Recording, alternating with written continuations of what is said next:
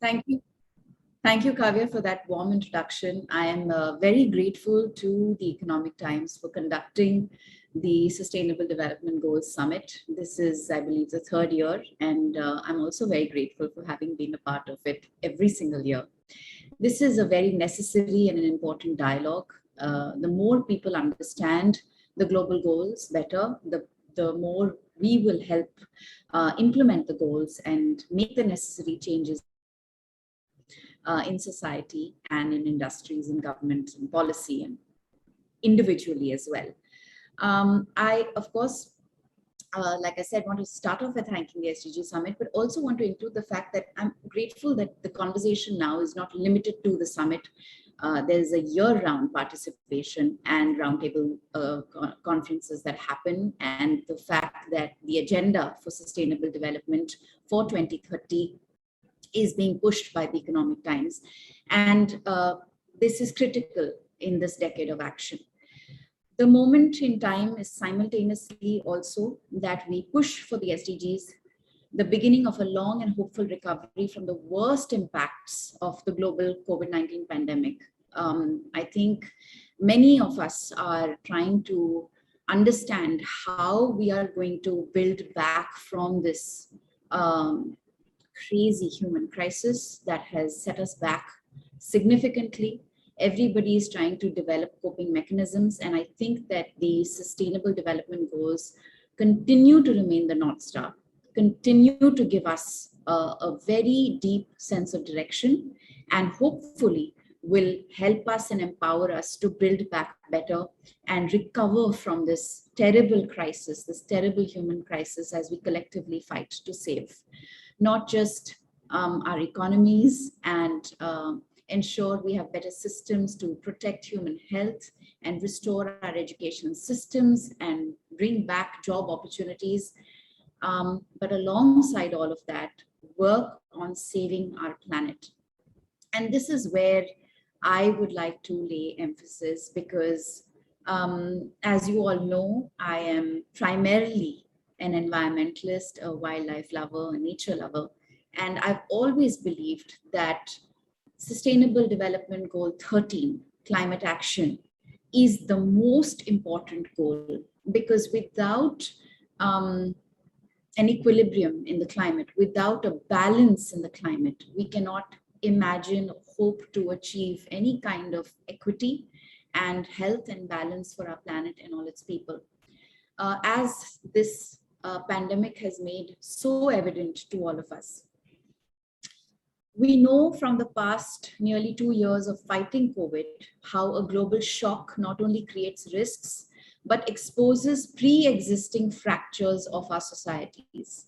The reason 120 million people have been pushed into poverty and the fact that an equivalent of 225 million jobs have been lost and school closures have meant that many children did not receive quality learning is not just because of the virus, but because we went into this pandemic with 4 billion of the world's population without any social protection, with a deep digital divide, and with egregious inequalities. And I really think this is something we can and must address rapidly. Unfortunately, COVID-19 also exposed the gaps in global climate action. COVID-19 is just one of the millions of zoonotic pathogens that came into human populations because of our unsustainable relationship with nature. And this is something that I continue to highlight, and I will, I think, till we all get it, that all of human health, progress, well-being, sustainability, everything that we hope for or desire from life comes from nature. And unless and until we restore the balance of nature, we cannot hope to improve our lives or the lives and well-beings of every single citizen on this planet. Where climate change was already impacting livelihoods, health, air quality, and causing disasters, there the virus had a dual impact. And even outside this pandemic, natural disasters forced 26 million people into poverty each year and claims millions of lives, of course. This time has also shown us that the three priorities of the Secretary General, which are thank God, and this is something I reiterate again, are climate action, gender equality, and reducing inequalities. And the fact that all of these three agendas are interconnected and none can be achieved without the other two. Women were, as we all know, at the front line of our pandemic response, as 50 to 70% of healthcare and frontline workers across countries. And they also were the first to be impacted by global shocks like pandemics and climate change. And inequalities have divided the world beyond those who could afford to shelter from the virus and wash their hands at home. I think this is an inequality that became very, very stark. I remember early during the pandemic when I was doing the basic tutorials of teaching people how to wash their hands, I would keep thinking about those little children that live in street situations that don't have access to clean water or the opportunity to wash their hands. And this is a deep inequality that has really come to the fore. And inequalities have divided the world between those who could afford to shelter from the virus and wash their hands at home, and the billions who didn't have access to quality sanitation or basic water. Inequalities will also determine who will immediately lose livelihoods and homes to an extreme weather event and who can survive a little longer. Member states of the United Nations will be convening, have just finished convening at the UN General Assembly, but later this year will be together at the landmark COP26 being held in the UK. And I do hope that every person who's participating in the summit will build pressure, ask questions, compel politicians and world leaders to do 4 things. 1, limit global heating to 1.5 degrees Celsius. 2, to do this, cut carbon pollution to get to net zero carbon world. 3, invest in renewable energy. No more coal, no fossil fuel investments. No new coal and no new fossil fuel investments.